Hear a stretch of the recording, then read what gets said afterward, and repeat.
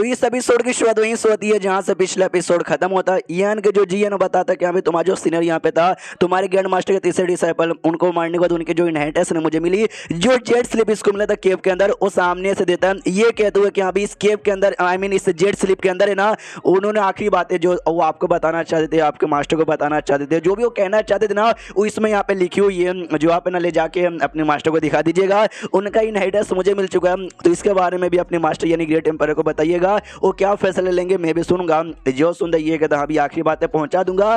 रही बात इनहेरिटेंस का, तो मेरे ख्याल से किसी को भी दिक्कत नहीं होगा, यहाँ तक कि मेरे मास्टर को भी नहीं, वो भी खुश होंगे। चलो भाई मेरे तीसरे डिसाइपल भले ही मारा गया, लेकिन उसका इनहेरिटेंस है ना तुम्हारे द्वारा यहाँ पे पास हुए जा रहा है। यान को तो गुड। लेकिन मुझे याद है उनकी आखिरी बातों में ना उन्होंने ये लिखा था, केवल मैंने ह्यूमन पिल बनाने की कोशिश यहाँ पे की थी, इसलिए मेरे मास्टर ने मुझे निकाल दिया। लेकिन ये ह्यूमन पिल क्या है यार, जरा मुझे बताओगे। जो सुंदर सामने से जी कहता है केवल ह्यूमन पिल, या तुम्हें बताने में तो नुकसान यहाँ पे नहीं है, तो बता ही सकता हूँ। बेसिकली ह्यूमन पिल ऐसा पिल होता है जिस पिल बनाने के लिए ना हमको जड़ी बूटी के लिए या फिर मेडिसिन की जरूरत नहीं है, इंसानों की जरूरत यहाँ पे पड़ती है। इंसानों को मार कर ना उसका बॉडी यूज किया जाता है पिल बनाने के लिए। अगर इंसान का कल्टीवेशन जितना ज्यादा हार्ड है ना, वो पिल जितना ही ज्यादा हार्ड बनेगा। यान के चौक ज्यादा कभी इंसानों का यूज होता है पिल बनाने के लिए। जो सुनने सामने से जी बताता है यस ऐसी टेक्निक यहाँ पे दी, मतलब ऐसे ही तरीका यूज किया जाता था। जैसे मैंने मास्टर को मालूम चला कि यहाँ पे तीसरे सीनियर ऐसा यहाँ पे करे, बड़ा गुस्से में आ गए, वो तो सीधा जान निकालने को तैयार थे। लेकिन जो सबसे बड़ा ग्रेट सीनियर हमारा था ना, सबसे पहला सीनियर, उसने सामने से रोक दिया कि प्लीज प्लीज मत मारो भाई, दया बरसा दो। जी चक्कर में मारा नहीं है और उनको यहाँ पे निकाल दिया। यानी कि आखिरी बातों में उसने ये भी लिखा था कि जो मैंने काम किया था ना ह्यूमन पिल बनाने का, मुझे भी बुरा लग रहा है, अब मुझे अपने मास्टर से यहाँ पे माफी मांगनी है। लेकिन बेचारे यहाँ पे अनलकी थे, माफी मांगने का मौका नहीं मिला, उनके यहाँ पे मौत हो गई। जो सुंदर जी भी कहता, क्या ही कर सकते, ऊपर जो यहाँ पे नसीब में लिखता है वो यहाँ पे होता है। लेकिन यहाँ पे तो राइटर नसीब में लिखता है तो वही होता है,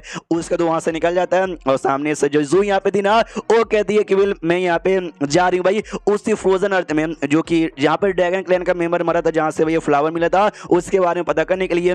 यान को तो ठीक है गुड लक, मैंने सुना एरिया बड़ा डेंजर से, संभल के जाना। ये कहती है अच्छा तुझे डेंजर यहाँ पे लगता है, आजा बेटे मेरे साथ। जो सुनते यान बोलते कि मेन्यू नहीं आना यार, बड़ा डेंजर से, ऊपर से अगर तू निकल जाएगी तो मालूम है मैं क्या करूंगा, नॉर्थन एरिया छोड़ के यहाँ से वहां जाऊंगा, यहाँ वहां ढूंढूंगा, ऐसे इतना दूर चला जाऊंगा ना कि तू कभी भी ना मेरे पास यहाँ पर आ ही नहीं पाएगी और तुझसे आजाद यहाँ पे हो जाऊंगा। जो सुनते सामने सीए कहती अच्छा ऐसी बात है क्या, तो फिर तो मैं आ ही नहीं रही, मैं मतलब मैं जा नहीं रही, मैं यहीं पे रुकूंगी। जो सुंदर यान के सामने से एकदम मजाक कर रहा था, यह नए नए शेड यहाँ पे बनाए हूँ, शेड छोड़ के कहाँ यहाँ पे जाऊंगा, नहीं शेड में रहूंगा और शेड के सेवा पानी यहाँ पे करूंगा, तू जा सकती है। ये भी सामने से कहती अच्छा ठीक है मैं यहाँ पे जा रही हूँ। लेकिन ये देख भाई ये सिगरेट टेक्निक है हमारे यहाँ का, इसके आराम से प्रैक्टिस कर, जैसे प्रैक्टिस करेगा ना तेरी लड़ने वड़ने की जो पावर है ना 20% यहाँ पे बढ़ जाएगा। यान के सामने से कहते वाह यार तुम्हारी ड्रैगन आइलैंड पे ऐसी भी टेक्निक होती है क्या, तुम तो भाई पहले से प्योर ब्लड लाइन वाले हो, तो भाई इसकी जरूरत तो मेरे ख्याल से नहीं पड़ती होगी। वो कहती है भाई हमारे ड्रैगन आइलैंड पे ना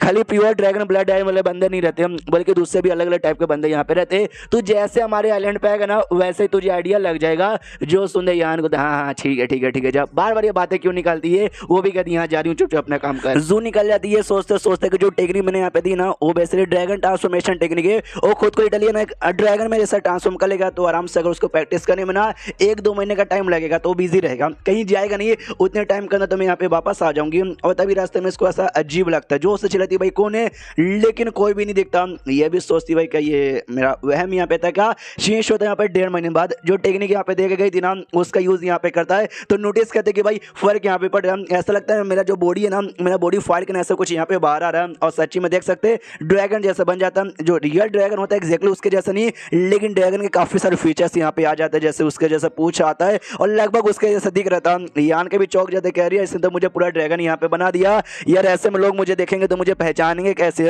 और मालूम नहीं भाई क्या क्या मेरे बारे में यहाँ पे सोचेंगे। उतने में बात से जो हुआ यहाँ पे थी ना, हुआ जाती है आवाज लगाती है कि हेलो यान का, ये अरे यार अंदर हो क्या भाई कुछ काम यहाँ पर है। यान के ना बाहर निकल जाता है अपनी ड्रैगन के फॉर्म में, वो घबरा जाते कि अबे साले ये अजीब सा चमगादड़ जैसी चीज यहाँ पे क्या अपना वेपन निकाल लेती है और कहती है साले हरामजादे तू कौन है, और हमारा जो ये है भाई लीडर यान का ही, उससे कमरे के तो यहाँ पे क्या कर रहा था, यान को तुम्हारा लीडर ना जान से मार डाला मैंने। लेकिन उसकी आवाज सुन के ना हुआ पहचान जाती है और कहती है कि एक सेकंड भाई यान का ही, अभी तो यान का ही है ना। वो कहता है यस मैं यान का ही हूँ, तूने भी अपने कपड़े चेंज कर लिए, जो कपड़े मैंने दिए वो कपड़े पहन लिए, गुड। वो सामने से कह दिया अरे तू तो यान का ही है, फालतू में तूने तो एकदम मुझे डरा ही दिया था। वो कहता बस तुझे हल्का सा परेशान करने के लिए नाटक करा था, क्या हुआ तूने बोला कुछ काम है, क्या काम है? वो कहते कुछ नहीं, वो जो दोनों सेठ यहाँ पे ना जिसके साथ आपने शर्त लगाया था 1 बिलियन उन्होंने क्रिस्टल यहाँ पे भेजवा दिया है। और यही बात ग्रैंड मास्टर जी है ना वो भी आपसे मिलना चाहते हैं। ये भी कहता है यार वो भी मिलना चाहता है, जाता उसके पास। वो कहता बोलिए जी यार क्या हुआ, मिलना क्यों चाहते थे? वो कहता कुछ भी नहीं भाई, हम दोनों एल्केमिस्ट है, तुम मुझसे 2 कदम ज्यादा अच्छे एल्केमिस्ट हो, तो बैठ के एल्केमिस्ट के बारे में थोड़ी बहुत बातचीत ही करना चाहते थे और कुछ नहीं। जो सुनते यान को यार ये सुन के मुझे भी अच्छा लगा, लेकिन कुछ ना कुछ तो काम होगा यार। ये कहता काम यहाँ पर है, काम से ज्यादा बोला तो एक छोटा सा रिक्वेस्ट है। मैंने तुम्हारे बारे में तीसरे डिसाइपल के बारे में ना मास्टर को बताया, मास्टर भी थोड़े से इमोशनल हो गए थे और वो चाहते कि भाई जो उनकी हड्डियां यहाँ पर है ना वो हड्डियां वापस से मेडिसिन पिल वैली में पहुंच जाए। यान के भी कहता है उनका आखिरी सपना यहाँ पे था कि एक बार अपने शेड में यहाँ पे पहुंच जाए, तो हाँ उनकी हड्डियां तो एटलीस्ट यहाँ पे पहुंचा सकते हैं।